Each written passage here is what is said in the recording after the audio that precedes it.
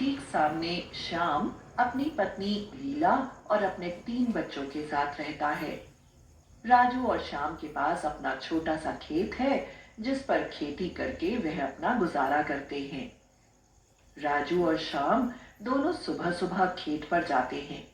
वहीं पर सभी बच्चे खेल रहे होते हैं। इस बार फसल अच्छी नहीं हुई।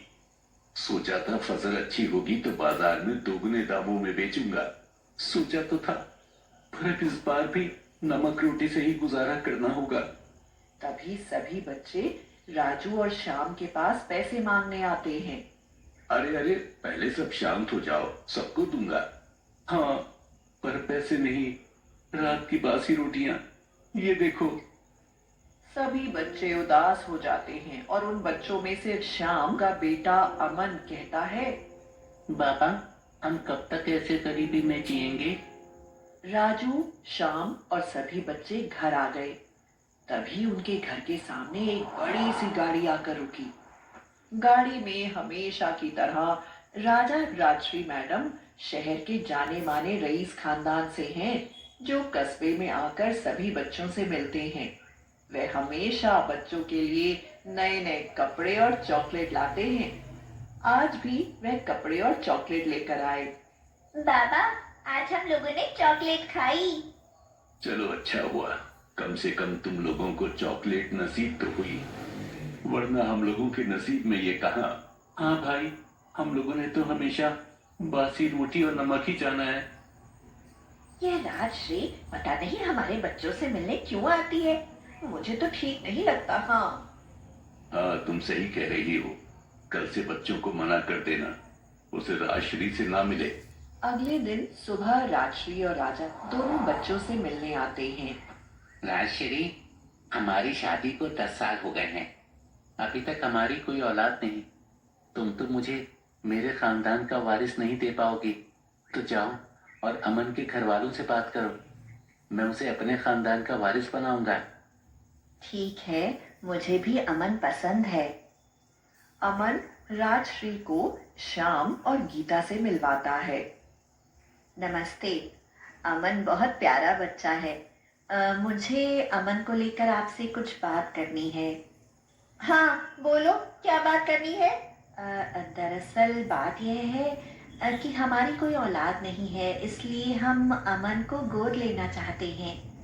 मतलब क्या है तुम्हारा? मैं अपना बेटा तुम्हें दे दूं? नहीं, ऐसा कुछ नहीं है। मैं आपको समझाता हूँ।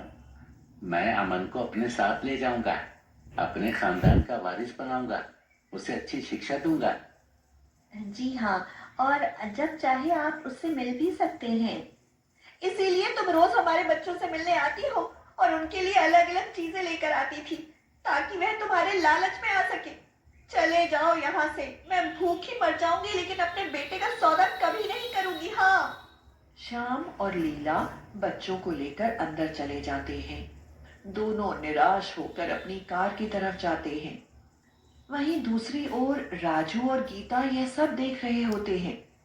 तभी गीता अपने बेटे दीपू को राजश्री के पास भेजती है। दीपू पीछे से आकर राजश्री की साड़ी पकड़ लेता है। राजश्री राजा से कहती है, देखो ना, यह बच्चा भी कितना प्यारा लग रहा है। कोई फायदा नहीं, यहाँ कोई भी अपना बच्चा गोद नहीं देगा। चलो यहाँ से। एक बार बात तो करके देखो, शायद मान जाए। ठीक है। राजश्री गीता के पास जाती है। क्या नाम है इस बच्चे का?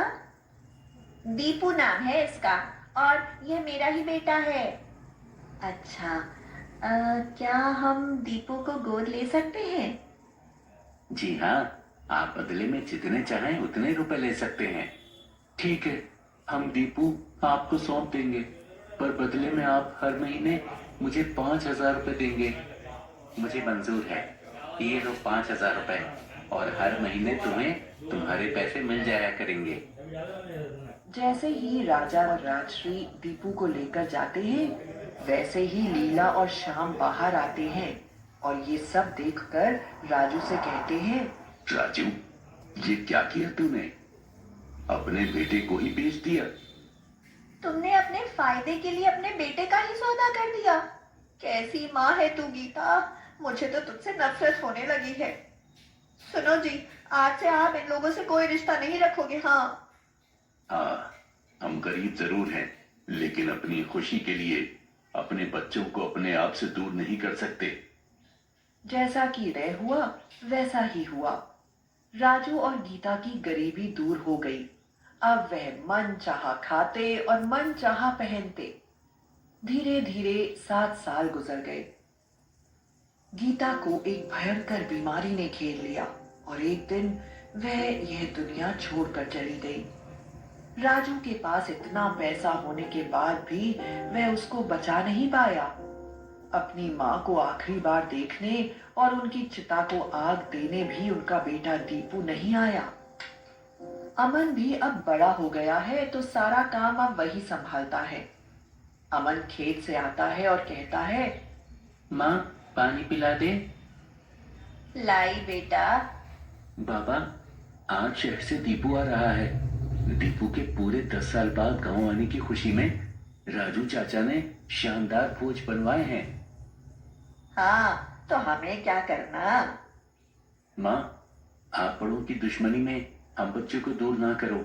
मैं और दीपू बचपन के दोस्त हैं। वो मुझसे मिलने जरूर आएगा। बहुत बड़ा आदमी बन गया है मेरा दीपू। कार की आवाज आती है। शायद दीपू आ गया। माँ, मैं भी आता हूँ। दीपू आ गया तो? कितना बड़ा आदमी बन गया है तू तो। कौन हो तुम और दूर रहो मुझसे।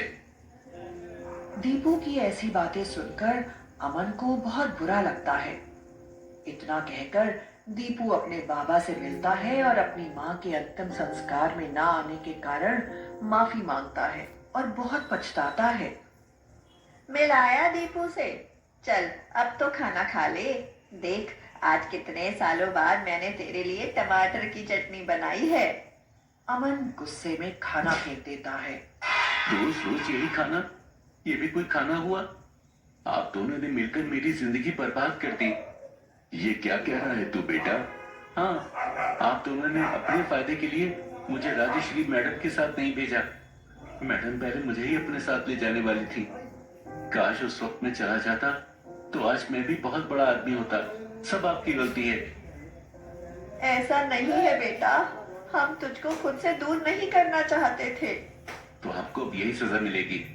मैं अभी ये घर छोड़कर जा रहा हूँ। नहीं रहना मुझे आप जैसे मतलबी माँ बाप के साथ, जिसने अपनी खुशियों के लिए मेरी खुशियों में आग लगा दी। इतना कहकर अमन घर के बाहर आ जाता है।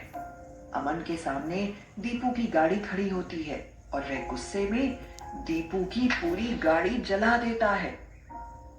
आग को देखकर सभी लोग घर के बाहर आ जाते हैं। अमन के हाथ में माचिस पाकर वहां पर मौजूद सभी लोग समझ गए कि गाड़ी में आग अमन ने ही लगाई है। ये क्या किया तुमने? मैं अभी तुम्हें पुलिस के हवाले करता हूँ। लीला और श्याम दोनों राजा के पैर पकड़कर माफी मांगने लगते हैं। साहब, मेरे बेटे को माफ कर दो, पुलिस के हवाले मत करो। हाँ साहब, उसकी पूरी जिंदगी बर्बाद हो जाएगी। आप चाहे तो हम दोनों को जेल भेज दें, पर मेरे बेटे को छोड़ दीजिए साहब।